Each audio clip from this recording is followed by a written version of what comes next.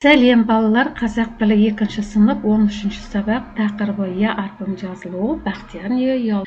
Мәтінді дауыстау өздерің балалар оқып аласыңдар берілген тақырып бойынша. Мәтіннің мазмұны бойынша берілген суреттер. Балалар анықтап қараңдар. Балалар не істеп жатыр? Жаңа өздерің мәтінді оқып шықтыңдар, әжеге көмектесіп, және су сұрағандағы, бұл жерде екі баланың арасындағы диалог.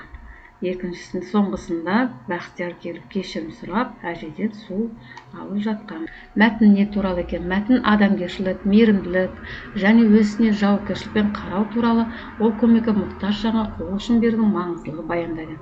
Негізгі ой, үлкен кісіге көмектесу адамгершіліктің белгісі. Мәтін жақсылық жасаудың маңыздылығын және өзгенің еңбегін бағалай білу керектігін идеясы.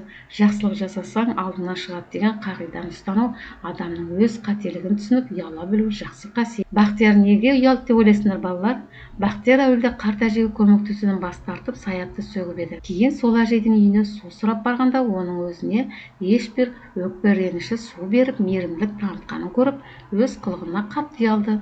Ол өз қатесін түсінді. Оның орнында болсаң, сен не істер едің?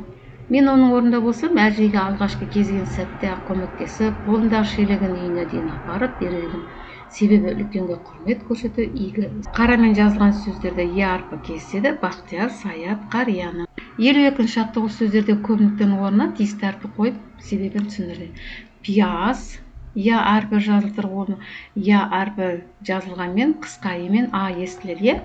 Ұрқия, я әрпі жазылады. Дәрия, я әрпі, зиян және аяз, я әріптер жазылады екен. Себебі бұл сөздерді көптің орнына қойған әріптер сөздің мағынасын ашып, оның дұрыс жазылу емлесіне, яғни орфографиясына сәйкес келеді. 53-ші аттық сызбадағы сөздер тауып жаз, яғни я әрпі сөздің соңына келетін сөздер.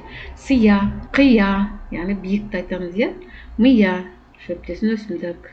Осы үшеуінде де я әрпі жазылғанмен и мен а естіледі. 54-ші аттығы жұмбақты оқып шешуін тап. Қалқиып ұзын құлағы елімде қорқып тұрады. Шешуі қоян екен. Дыбыстық талдау. Қоян деген 4 әріп, 5 дыбыс, 2 буын. Қ дауыссыз қатаң, о дауысты жуан, я қосарлы дыбыс, яғни дауысты. Ай дауыссыз үнді, а дауысты жуан, н дауыссыз үнді. Құстарға қамқорлық тақырыбында тірек сөздермен әңгіме құрастыр. Құстарға қамқорлық деп алдық тақырыпты. Көктем келіп күн жылына бастады. Бір күні мектептен қайтып келе жатқан балалар ағаш басында құстардың мазасызданып жүргенін байқады. Олар талқылай келе құстарға көмектесуді жөн көрді. Ертеңіне достар қолдарына құрал саймандарын алып, құстарға арнап ұя жасауға кірісті.